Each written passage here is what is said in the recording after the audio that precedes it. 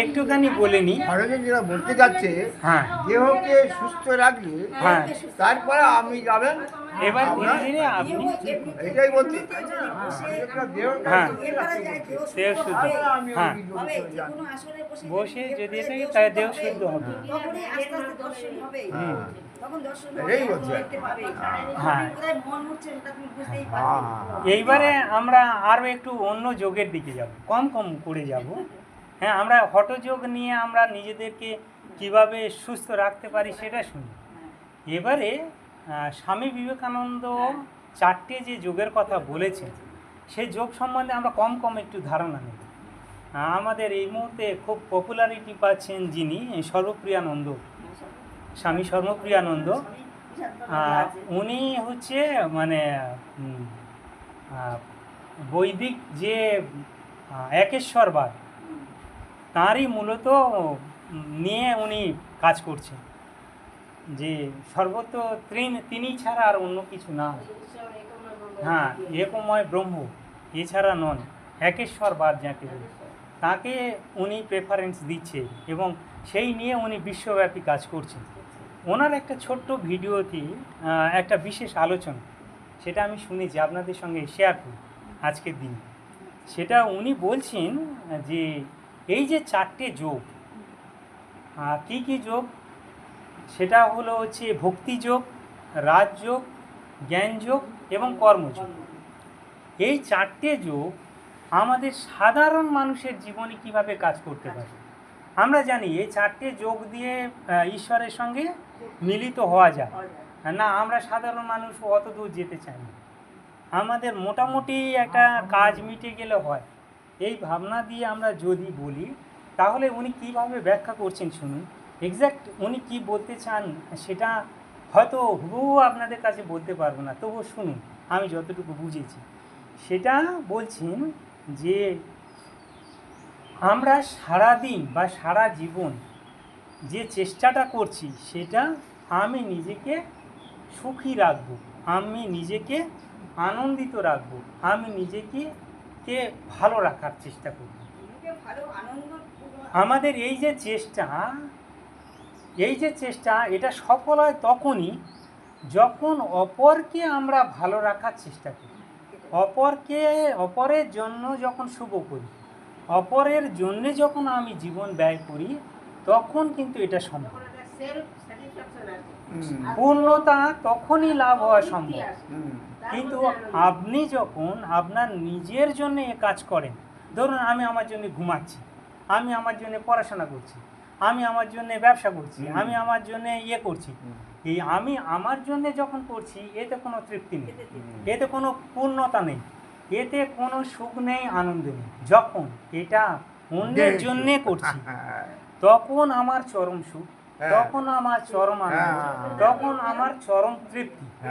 এটা হ্যাঁ বল। মেয়েরা ভালো করতে করে রান্না করলো, তরকারি রান্না এতগুলো রঙ পরিবেশন করতে করতে শেষ হয়ে এসছে, তার ভাগে নেই, হ্যাঁ কখন জল জাল করে আছে। আরেকজন বললো ভালো হয়েছে রে রান্নাটা, আর এক চামচ তুলে দিল, আরেকজন বললো আমার একটু দাও, এই করতে করতে তার হয়তো নেই, কিন্তু তাতেই সে কিন্তু তৃপ্ত। এই এত তৃপ্তি খাইয়ে কেউ খেয়ে তৃপ্তি আর কেউ খাইয়ে।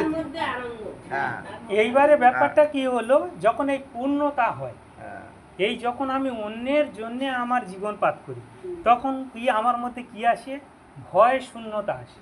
আমার ভয় পাওয়ার দরকার নেই। আমি যদি লোকের জন্য চুরিও করি, তো আমি বুক ফলিয়ে বলতে পারো আমি চুরি করেছি লোকের ভালোর জন্য, আমার জন্য।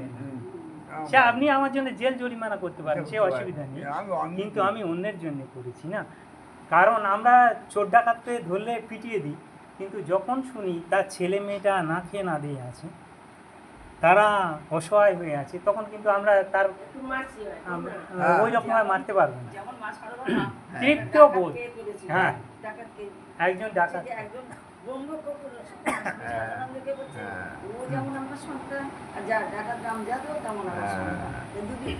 সমদৃষ্টিতে দেখছে, তার মানে সে ডাকাতি করছে, তার চলে না, সে ওই তার পেশা, সে ট্রাই করে এগোচ্ছে, কিন্তু তাকেও আশ্রয় দিয়েছে এবং সমদৃষ্টি আনা যায়।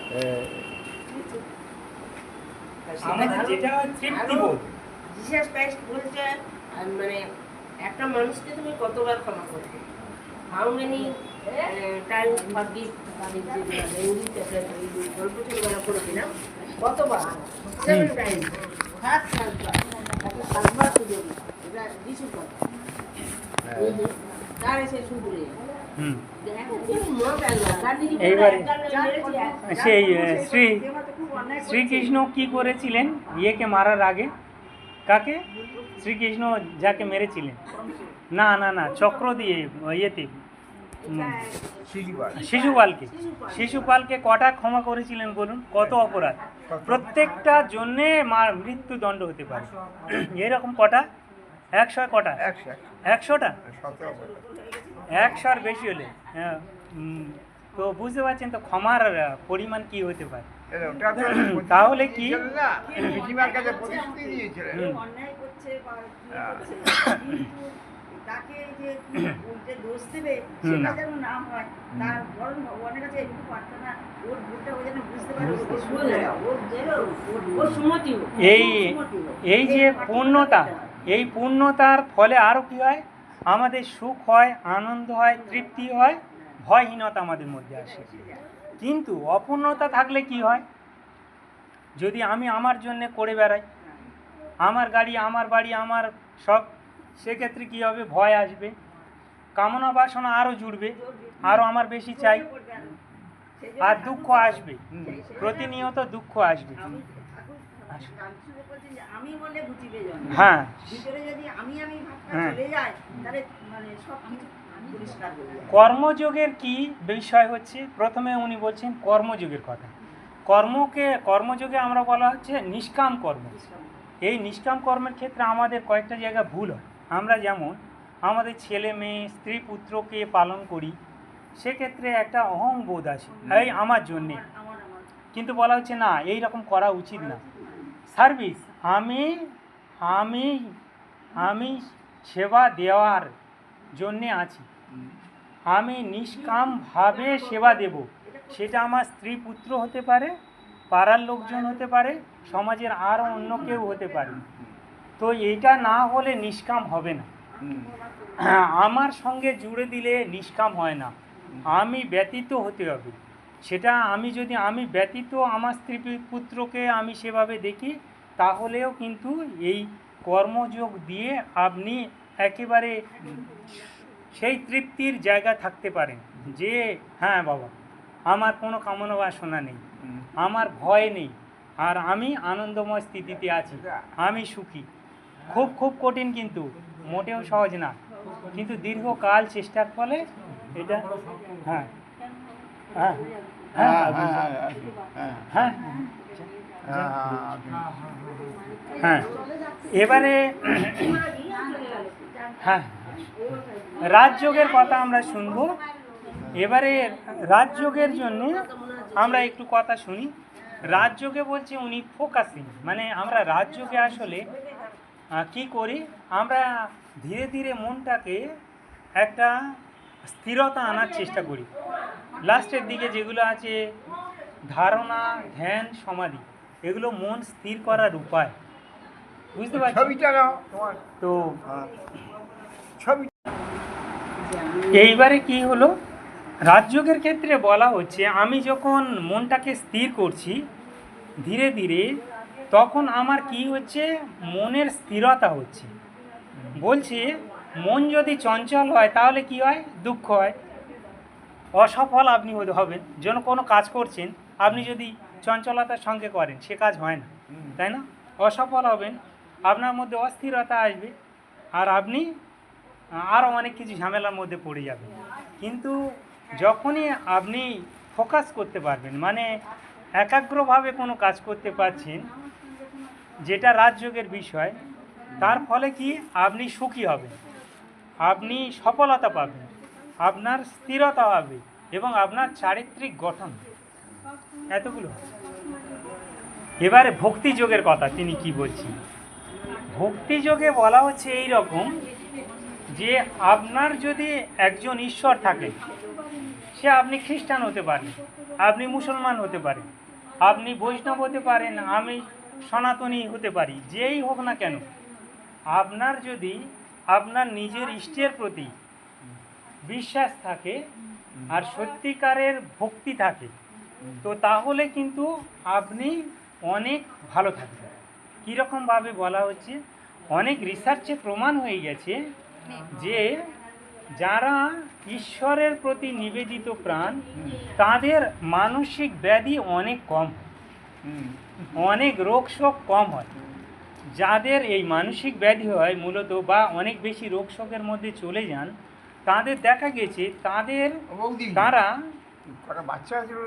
ঈশ্বরের উপর থেকে বিশ্বাসটা তুলে নিয়েছে, বা তাদের ঈশ্বরের প্রতি ভক্তি বিশেষ নেই, এটা প্রমাণিত।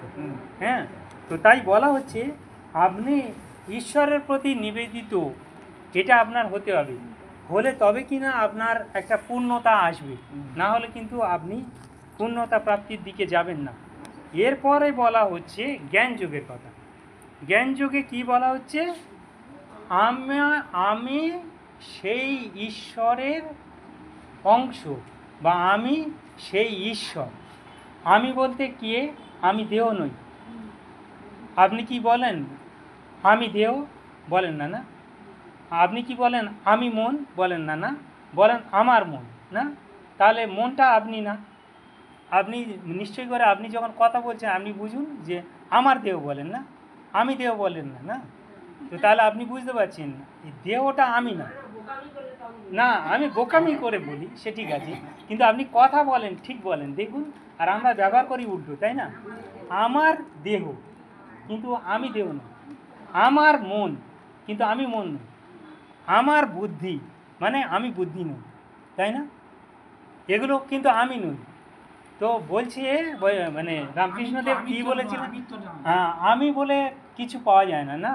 পেঁয়াজের খোসা ছাড়াতে ছাড়াতে পেঁয়াজের কিছু অংশ আর পাওয়া যায় না, কিন্তু কিছু অংশ পাওয়া যায়। যে অংশ পাওয়া যায় সেটাই হলো চেতনা, সেই হলো পরম ব্রহ্ম, সেই হলো পরম ভগবান, তাই না? তো আপনি আপনার দেহ দিয়েও যদি দেখেন, তো আপনি আমি বলতে যেটা বোঝাচ্ছেন আসলে চেতনাটাকেই বোঝাচ্ছেন। যে চলে গেলে আমাদের দেহের কোনো আর দাম নেই। যে চলে গেলে মানে সে চলে যায় না, যদি সে শুধুমাত্র আমাদের দেহ থেকে বেরিয়ে যায়, সে চলে যায় না, তার মরণ নেই। তো আমার যখন এই ধারণাটা চলে আসবে, তখন আমার মধ্যে পূর্ণতা বিরাজ করবে। আর আমার মধ্যে যখনই পূর্ণতা বিরাজ করবে, আমি তখন ওই একাকিত্ব বোধ করব না, আমি তখন অসহায় বোধ করব না, আমি তখন বাবার গিয়েছি মা গেছি বলে কথা বলব না, কারণ আমি তো সেই না। তো এই বোধ যখন, মানে ঠাকুর বলেছেন কি, ঠাকুর রামকৃষ্ণ বলেছেন কি, যে নিজেকে বিশ্বাস করে সে ঈশ্বরকে বিশ্বাস করে, তাই না? এই যে কথা, এটার অন্য কথা না, আপনার মধ্যে ঈশ্বর আছে, তাই না? তো এই বোধটা যদি আপনার মধ্যে সবসময় জাগরিত থাকে, আপনি তখনই বুঝবেন ঈশ্বর ছাড়া আর কিছু হয় না। এই জগৎ আসলে ঘুরে ফিরে ঈশ্বর। আমি করছি, আমি নয়, এবং আমার দেহ আমি না, এভাবে তো আপনি আলাদা করতে পারবেন না। সব একাকার হয়ে আছে, জড় আর চেতনা আছে একাকার হয়ে গেছে, পূর্ণ আর অপূর্ণতা একাকার হয়ে গেছে। এই বোধ যখন আসবে, তখন আমাদের স্থিতি কী হবে? আনন্দময়। আমরা আমাদের জীবন, আমাদের মন, আমাদের বুদ্ধি, আমাদের চেতনা সব একই সঙ্গে বলবে আমি সর্বত্র বিরাজিত, আমি সবার মধ্যে আছি। তো তাই সেই ক্ষুদ্র আমি আর বড় আমি এর মধ্যে তফাৎ হয়ে যাবে, তখন আমি বড় আমিতে মিশে যাব। এই বলে আমরা আমাদের যোগ দিবসের কথা শেষ করছি। আপনারা সবাই ভালো থাকুন, সুস্থ থাকুন, আবার দেখা হবে। আমরা শেষের প্রার্থনা বলি, হ্যাঁ, পূর্ণমাদা পূর্ণমিদং, এইটা বলি, হ্যাঁ, বলে শেষ করি। ওম পূর্ণমিদং, হ্যাঁ কাকিমা মনে আছে? ওম পূর্ণমাদা পূর্ণমিদং পূর্ণাৎ পূর্ণাৎ মুদচ্যতে পূর্ণস্য পূর্ণমাদায় পূর্ণমেবাবশিষ্যতে। ওম শান্তি শান্তি শান্তি।